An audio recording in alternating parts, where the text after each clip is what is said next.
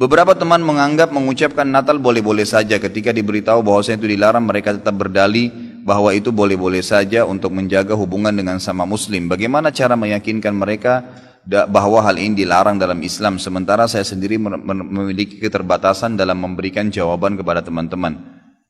Berkaitan dengan dua pertanyaan di atas, apakah kita berdosa jika membiarkan hal tersebut? Misal ketika ada teman muslim yang menganggap mengucap selamat Natal boleh, kita hanya diam saja. Tentu nggak boleh ya, itu harus ingkar mungkar. Orang-orang muslim yang mengatakan bahwasanya boleh saja mengucapkan selamat Natal, saya berani sumpah ikhwah, orang ini tidak punya ilmu agama dan imannya masih sangat tipis. Nggak bisa saudaraku, mengucapkan selamat Natal kepada orang Nasrani sama mengatakan selamat Allah punya anak. Bagaimana bisa Anda berani mengatakan Allah punya anak? Itu kalimat yang sangat berat, jangan gitu. Tidak boleh. Allah subhanahu wa ta'ala itu la syarikalah, tidak ada sekutu baginya. Lam yalid walam yulad, tidak beranak dan tidak diperanakkan. Dan Allah subhanahu wa ta'ala telah mengkafirkan orang-orang Nasrani dalam surah Al-Ma'idah. A'udzubillahi minasyaitonirrajim, laqad kafara alladziina qalu innallaha tsalitsu tsalatsa. Allah telah telah kafir orang-orang Nasrani yang mengatakan trinitas. Nggak boleh. Ngucapin selamat berarti selamat atas keyakinan kalian yang Allah sudah cap mereka kafir dengan itu. Bagaimana bisa dikatakan untuk menjaga hubungan dengan mereka? Kalau Anda menjaga hubungan dengan orang non-muslim, orang Nasrani dengan berteman, bertetangga, partner bisnis, kan gitu. Orang tua kita yang kafir kita silaturahim, tetap berbakti padanya. Kerabat-kerabat yang masih non-muslim kita silaturahim, jenguk kalau sakit, membantu orang miskin mereka. Boleh saja, tidak ada yang larang dalam Islam itu. Tapi jangan sama sekali berhubungan dengan masalah keyakinan dan ibadah mereka. Nggak boleh memang dalam masalah ibadah. Allah mengatakan, ini tadi subhanallah saya pikir antum sudah tahu nih. Ya, makanya saya ulangin lagi sebab turunnya surah Al-Kafirun. Al-Mughirah telah datang kepada Nabi SAW mengatakan, wahai Muhammad, Mekah kita bagi dua saja. Sehari buat kamu, sehari buat kami. Kata Nabi SAW, saya belum faham, coba jelaskan lagi.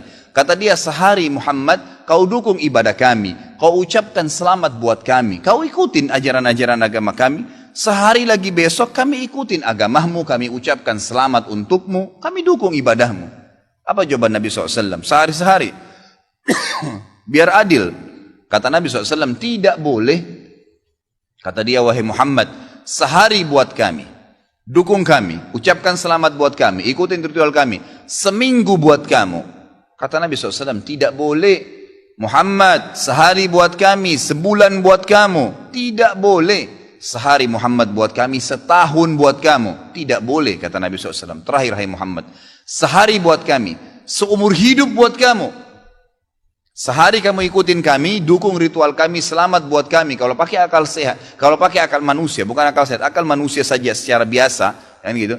Kita pikir, oh lebih baik sehari kita ikutin orang kafir, dukung saja, ucapin selamat sama dia, selesai.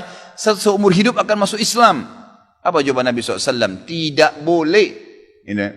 Lalu Jibril AS datang pada saat itu langsung membawa surah Al-Kafirun. A'udzubillahi minasyaitonirrajim. Qul ya ayyuhal kafirun. Katakan kepada orang-orang kafir. Orang kafir ini semua yang tidak syahadat, yang tidak mengatakan asyhadu an la ilaha illallah wa anna Muhammad Rasulullah, kafir. Jelas kafir, dan itu Allah yang mencap mereka kafir, gitu kan? Kafir artinya tidak beriman kepada Allah Subhanahu wa taala. Orang Nasrani aja mengkafirkan Yahudi kok. Kan itu. Yahudi mengkafirkan Nasrani, mengkafirkan Muslim. Kenapa orang Muslim nggak bisa mengkafirkan? Karena sementara kita jelas-jelas meyakini kenabian Musa, meyakini kenabian Isa alaihissalam. Gitu kan? Mereka yang memungkiri Nabi Muhammad SAW, Nabi terakhir, berarti tidak beriman sempurna kepada Allah Subhanahu Wa Taala. Dan sudah banyak ayat Quran menjelaskan masalah itu. Gitu kan? Kata Allah Subhanahu Wa Taala, ya, Qul ya ayyuhal kafirun la a'budu ma ta'budun. Semua Yahudi, Nasrani, Majusi, penyembah api, penyembah gunung, penyembah pohon, penyembah apa saja, semua selain yang tidak syahadat ini, saya tidak ikut-ikutan acara ritual kalian, tidak akan ucapin selamat buat kalian, tidak akan pakai atribut-atribut kalian, dan kalian juga tidak usah repot-repot ikutin agama saya, nggak usah. Kita nggak butuh Nasrani. Saya tanya, pada saat sholat Idul Fitri, ada orang Nasrani ikut-ikutan, Idul Adha, gitu kan?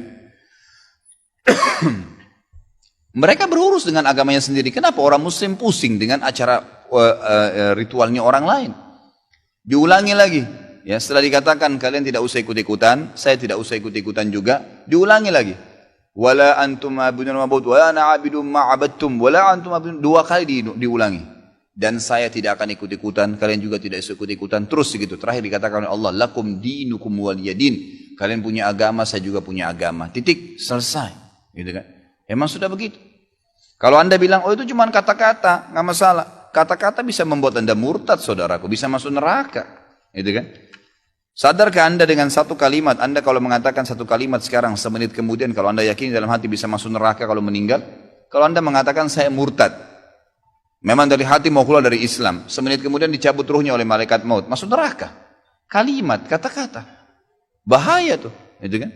Mungkin teman-teman juga sudah tahu yang dialog antara Muslim sama Nasrani di Amerika. Si Nasrani mengatakan, kenapa kau tidak ucapkan kalimat Natal, selamat Natal buat saya? Kata si Muslim, ya kata si Nasrani, itu kan cuma kata-kata. Kata si Muslim, kenapa, apa kau sudah syahadat? Si Nasrani bilang, enggak. Kenapa kau enggak syahadat? Dia bilang, kalau saya syahadat, saya tinggalin agama saya. Kata si Muslim, itu kan juga cuma kata-kata. Sama, gitu kan? Jadi enggak boleh. Tapi hal-hal yang ditoleransikan dalam agama silahkan. Tadi saya bilang berteman, bertetangga, silahkan. Tapi jangan dukung masalah ibadahnya. Enggak boleh. Sampai pernah ditanya kepada Syekh Bimbas, apa hukumnya orang-orang, mohon maaf ini teman-teman kita, semoga Allah berikan hidayah yang belum tahu, yang menjadi security menjaga gereja misalnya, atau orang-orang yang menjadi tukang parkirnya karena lagi banyak mobil, halalkah pendapatannya? Bolehkah itu? Fatwa ulama tidak boleh. Karena ada hadis Nabi SAW yang berbunyi, kalau ahli kitab, khusus Yahudi dan Nasrani terutama, kalau mereka sedang beribadah di tempat ibadah mereka, jauhilah. Karena laknat Allah sedang turun. Hadis Nabi SAW. Kenapa nggak bisa cari rezeki di tempat lain? Subhanallah. Rezeki itu sudah dibagi oleh Allah SWT. Hati-hati saudaraku, gitu kan? Jadi orang yang mengatakan seperti ini karena tidak faham agama. Bagaimana bisa dia mengatakan Tuhan punya anak? Gitu kan? Jadi tidak boleh sama sekali ikhwah. Yang nggak boleh. Jadi kita harus tahu mana yang boleh dan mana yang tidak boleh. Dan Anda wajib ingkar mungkar. Ingatkan apa yang saya sampaikan tadi. Kalau juga dia tidak mau dengar, selesai, gugur kewajiban Anda.